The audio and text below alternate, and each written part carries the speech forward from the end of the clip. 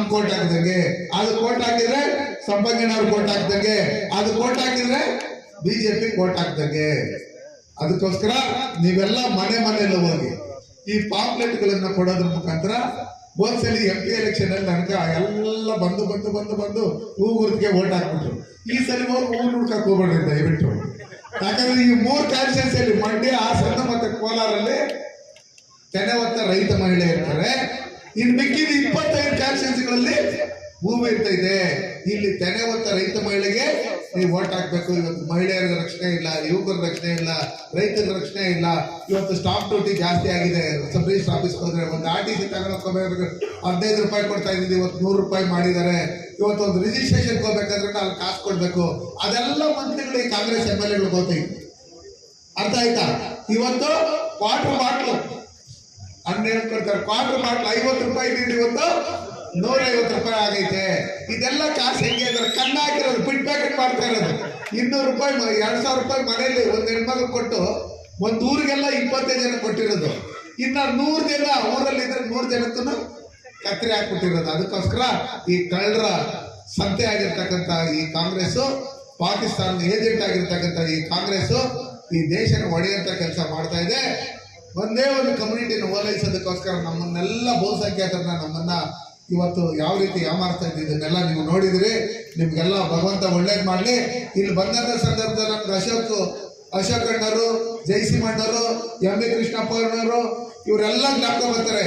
ಈ ದೇವಸ್ಥಾನಗಳನ್ನ ಇದನ್ನೆಲ್ಲ ಡೆವಲಪ್ಮೆಂಟ್ ಮಾಡೋದಕ್ಕೆ ಇದು ಮಾಡ್ಕೊಂಡು ನಮ್ಮ ದೊರೆಸ್ವಾಮಿ ಅವರು ಹಿಂದೆ ನಾಯ್ಡು ಅವರು MLA ಆಗಿದ್ದಾಗ ಇವರೆಲ್ಲ ಇದೆಲ್ಲ ಕೆಲಸಗಳು ಮಾಡಿರೋದ್ರಿಂದ ಯಾವ ರೀತಿ ಡೆವಲಪ್ಮೆಂಟ್ ಆಗಿ ನಾವೆಲ್ಲ ಒಗ್ಗಟ್ಟಾಗಿ ಕೆಲಸ ಮಾಡಿ ನಾವು ನಮ್ಮ NDA ಮೈತ್ರಿಕೂಟದ ಅಭ್ಯರ್ಥಿಯನ್ನ ಮಲೇಶ್ ಬಾಬು ಅವ್ರನ್ನ ಗೆಲ್ಸ್ಕೊಡ್ಬೇಕು. ಆ ನಿಟ್ಟಿನಲ್ಲಿ ನೀವು ಪ್ರತಿಯೊಂದು ಊರುಗಳಲ್ಲಿ ಹೋಗಿ ಮನೆಯಲ್ಲಿರ್ತಕ್ಕಂಥ ಕುಟುಂಬದಲ್ಲಿರ್ತಕ್ಕಂಥ ತಂದೆ ತಾಯಿ ಅಣ್ಣ ತಮ್ಮ ಮಕ್ಕಳಿಗೆ ಇವರಿಗೆಲ್ಲ ಹೇಳಿ ನರೇಂದ್ರ ಮೋದಿ ಅವರು NDA ಮೈತ್ರಿಕೂಟದ ಚಿಹ್ನೆ ಬಂದು ತೆನೆ ಹೊತ್ತ ರೈತ ಮಹಿಳೆ ಅಂತ ನಾವು ಹೇಳ್ಕೊಡೋದ್ರ ಮುಖಾಂತರ ನಮ್ಮ ಊರುಗಳಲ್ಲಿ ನಮ್ಮ ಬೂತ್ಗಳಲ್ಲಿ ನಾವು ಲೀಡ್ ಕೊಡಿಸಿದಾಗ ಮಾತ್ರನೇ ನಾವು ಲೀಡರ್ಗಳು. ಏನೇನ್ರಿ ನಮ್ಮೂರಲ್ಲಿ ಲೀಡರ್ ಬರ್ತಿಲ್ಲ, ನಾನು ಲೀಡರ್, ನಾನು ಸ್ಟೇಟ್ ನ್ಯಾಷನಲ್ ಆಗ್ತದ. ಅದಕ್ಕೋಸ್ಕರ ಬೇರೆ ಊರಿಗೆ ಹೋಗ್ಬೇಡ್ರಿ, ಪರಿಚಯ ಇದ್ರೆ ಫೋನ್ ಮಾಡಿ ಹೇಳ್ರಿ ಇದ್ದಾರೆ ಓಟ್ ಹಾಕ್ರಿ ಅಂತ. ನಮ್ಮೂರುಗಳಲ್ಲೇ ಬೂತ್ಗಳಲ್ಲಿ ಮನೆ ಓಡಾಡಿ ಓಟ್ ಹಾಕ್ಸಂತ ಕೆಲಸ ಮಾಡ್ಬೇಕು ನೀವು ಅಂತ ಹೇಳಿ ಈ ಸಭೆಗೆ ಕರೆದು 4 ಮಾತನಾಡುವ ಅವಕಾಶ KGF ಹಾಕೊಟ್ಟಿರ್ತಕ್ಕಂಥದ್ದು. ಒಂದು ನಿಮಿಷ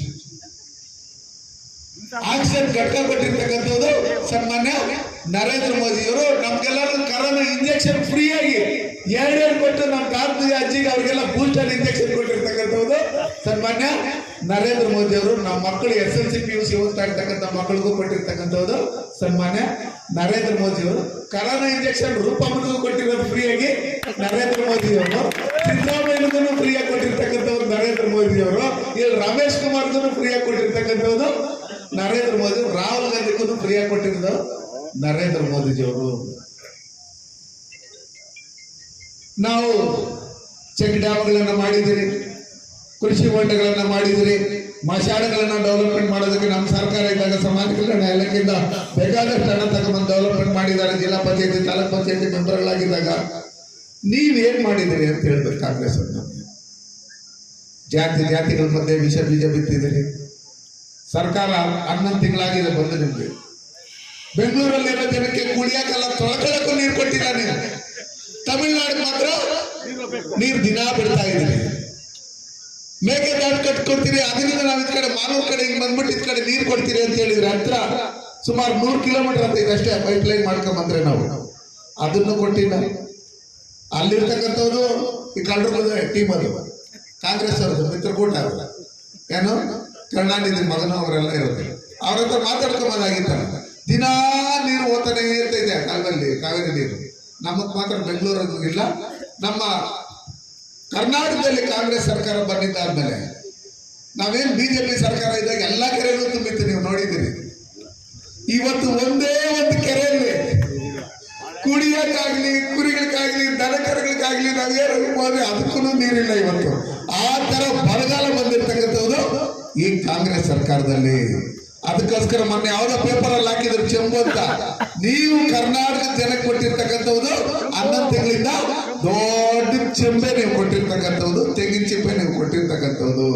ಸನ್ಮಾನ್ಯ ನರೇಂದ್ರ ಮೋದಿ ಅವರು ಇಷ್ಟೆಲ್ಲ ಕೆಲಸಗಳು ಕೊಟ್ಟಿರ್ತಕ್ಕಂಥದ್ದು ಅಕ್ಷಯ ಪಾತ್ರೆ ಕೊಟ್ಟಾಗ ನಾನು ಹೇಳಿದ್ದಲ್ಲ ಇಷ್ಟು ಕೆಲಸಗಳೆಲ್ಲ ಇದನ್ನೆಲ್ಲ ಕೊಟ್ಟಿರ್ತಕ್ಕಂಥದ್ದು ಸನ್ಮಾನ್ಯ ನರೇಂದ್ರ ಮೋದಿ ಅವರು. ನೀವ್ ಹೇಳಿದ್ರಿ ನಮ್ಮ ಯುವಕರಿಗೆ ಯಾರ್ಯಾರು SLC PUC ಡಿಗ್ರಿಗಳು ಓದಿದ್ರಿ, ಯಾರ್ಯಾರು ಕೆಲಸ ಇಲ್ಲ, ನಿಮ್ 3,000 ರೂಪಾಯಿ ತಿಂಗಳಿಗೆ ಹಾಕ್ತೀನಿ ಅಂತ ಹೇಳಿದ್ರು. ಅಲ್ಲಿ ಇರ್ತಕ್ಕಂಥವ್ರು ನೀವು ಎಷ್ಟಿಷ್ಟು ಓದಿದ್ರಿ?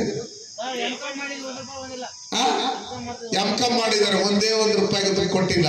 ಇಡೀ ಕರ್ನಾಟಕದಲ್ಲಿ ಈ ಯೂತ್ಸ್ಗೆ ಏನು ದುಡ್ಡು ಕೊಡ್ತೀನಿ ಅಂತ ಹೇಳಿದ್ರು 2,700 ಜನಕ್ಕೆ ಮಾತ್ರ ಕೊಟ್ಟವ್ರೆ. 5 ಕೋಟಿ ಜನದಲ್ಲಿ ನಮ್ಮ ಯೂತ್ಸ್ ಹತ್ತತ್ರ 1 ಕೋಟಿ ಜನ ಇದ್ರೇನು 1 ಕೋಟಿ ಜನದಲ್ಲಿ ಕೊಟ್ಟಿರ್ತಕ್ಕಂಥದ್ದು 2,700 ಜನಕ್ಕೆ ಮಾತ್ರನೇ. ಆದ್ರೆ ಊರ್ಗೊಬ್ಬರಿಗೂ ಕೊಟ್ಟಿಲ್ಲ ಅವರು.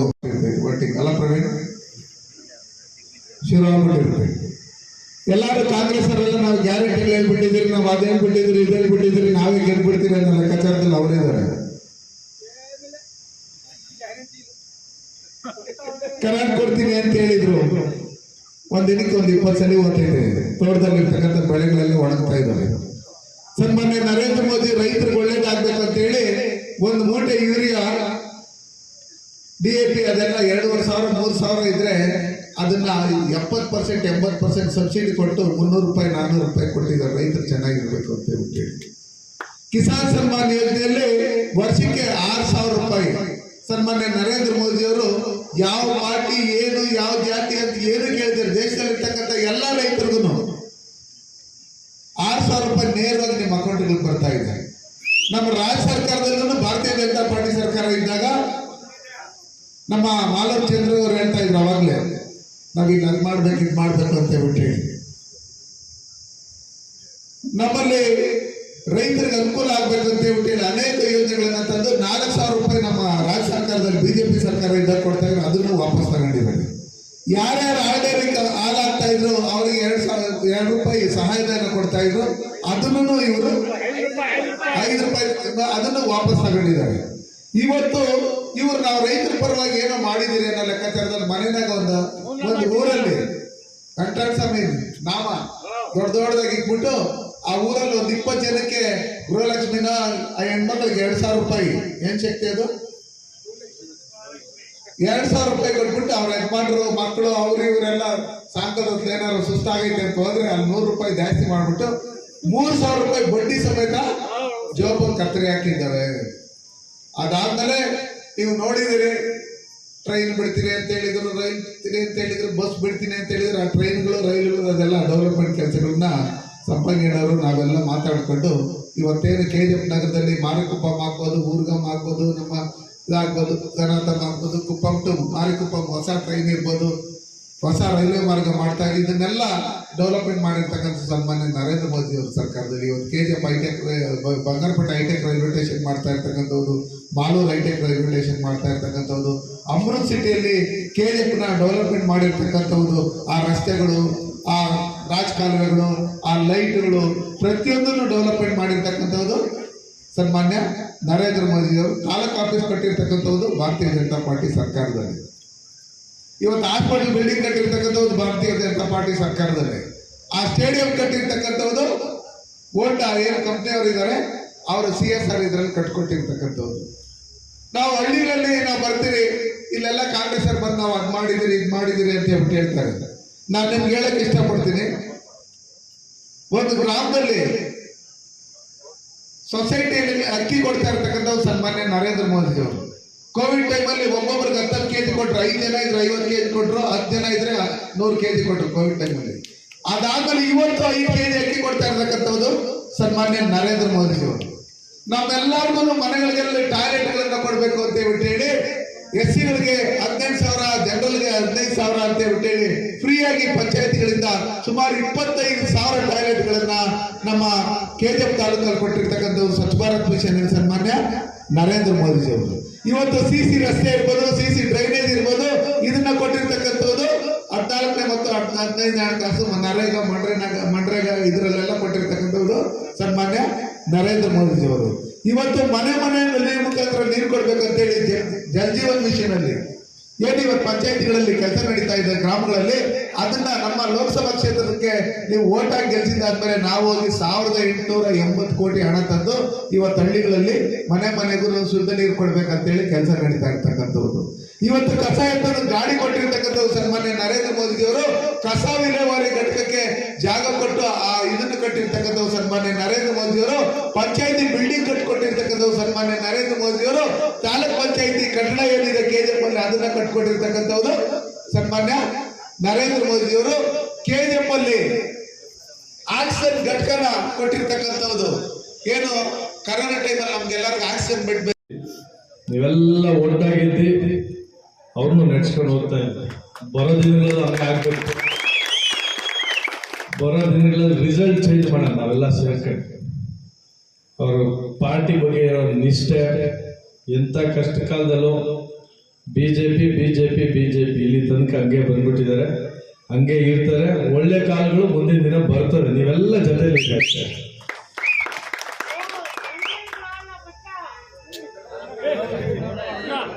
ಮಧ್ಯಾಹ್ನ ಹಿಂಗಾದ್ರೆ ಹಿಂಗೆ ನಿಮ್ಮಲ್ಲೆಲ್ಲ ಜಾಸ್ತಿ ಮಾತಾಡ ಅವರು MP ಅವರು ಮಾತಾಡ.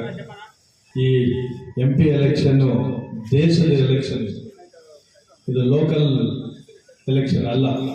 ದೇಶನ ಉಳಿಸ್ಕೋಬೇಕು, KGF ಉಳಿಸ್ಕೋಬೇಕು, ಅದಕ್ಕೆ ಎಲೆಕ್ಷನ್ ಮಾಡೋದು. ನಮ್ಮ ಮಕ್ಕಳೆಲ್ಲ ಚೆನ್ನಾಗಬೇಕಾದ್ರೆ ದೇಶ ಸುಲಭವಾಗಿರ್ಬೇಕು, ಅದಕ್ಕೆ ಮಾಡ್ತಾ ಇರುತ್ತೆ ಎಲೆಕ್ಷನ್.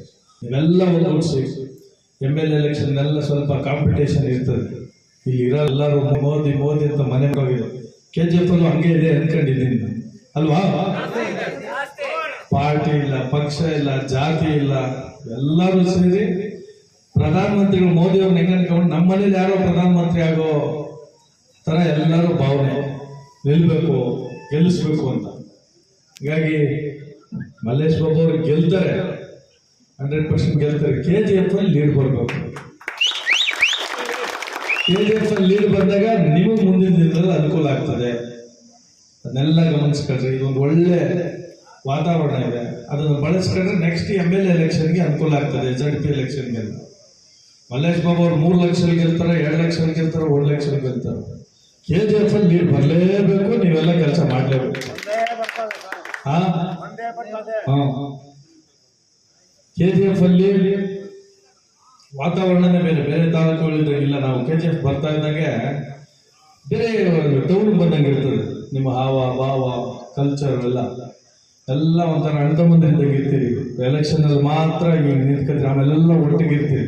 ನಮ್ಮಲ್ಲಿ ಹಂಗಲ್ಲ. ಹೊಸಕೋಟೆಯಲ್ಲಿ ಅಂತೂ ನೋಡ್ಬೇಕು ನೀವು, ಹೊಸಕೋಟೆಯಲ್ಲಿ ಹೊಡೆದಾಡ್ಕೊಂಡು ಎಲೆಕ್ಷನ್ ಮಾಡೋದು.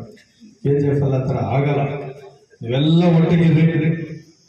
ಮಲ್ಲೇಶ್ ಬಾಬು ಅವ್ರನ್ನ ಕ್ರಮ ಸಂಖ್ಯೆ 2 ಏನು ತೆನೆ ಬರ್ತಾ ರೈತ ಮಹಿಳೆ ಗುರುತು, ಅದನ್ನೊಂದು ಎಲ್ಲರೂ ತಿಳಿಸಂಗೆ ಆಗ್ಬೇಕು. ತೆನೆ ಬರ್ತಾ ರೈತ ಮಹಿಳೆ ಗುರುತು ಕನ್ಫ್ಯೂಸ್ ಆಗೋದು ಬೇಡ. ಬಹುಶಃ KGF ಅಲ್ಲಿ ಬೇರೆ ತರ ಅನುಕೂಲ ಆಗ್ತದೆ. 1 ಲಕ್ಷ ಓಟು ನೀವೆಲ್ಲ ದಾಟ್ತೀನಿ ಅಂತ ಭಾವಿಸ್ತೀವಿ. KGFಗೆ ಏನಾಗಬೇಕು ಅಂತ ಮಲ್ಲೇಶ್ ಬಾಬು ಅವರಿಗೆ ನಾನು ಗಮನಕ್ಕೆ ತಂದಿದ್ದೀನಿ. KGF ಅಲ್ಲಿ ಏನಾಗಬೇಕು, MP ಅವರು ಮೊನ್ನೆನೇ ಹೇಳಿದ್ದೀನಿ, ಏನು ಬೇಕಿಲ್ಲ. ಒಂದು ಇಂಡಸ್ಟ್ರಿಯಲ್ ಪಾರ್ಕ್ KGF ಅಲ್ಲಿ ಆದ್ರೆ ಇಲ್ಲಿಂದ ಜನ ಬೆಂಗಳೂರಿಗೆ ಹೋಗೋದು ತಪ್ಪಬೇಕು. ತುಂಬಾ ಜನ, ಹೆಚ್ಚು ಕಡಿಮೆ 10,000 ಜನ ಮೇಲೆ ಹೋಗ್ತಾರೆ ಅನ್ಕೊಂಡಿದ್ದೀನಿ. 10,000 ಜನ ಮೇಲೆ ಹೋಗ್ತಾರ? 30,000 ಜನ ಬೆಂಗಳೂರಿಗೆ ಹೋಗಿ ಕೆಲಸ ಮಾಡೋದಂದ್ರೆ ಸಮಯ ವ್ಯರ್ಥ, ದುಡ್ಡು ವೇಸ್ಟು. ಯಾಕೋ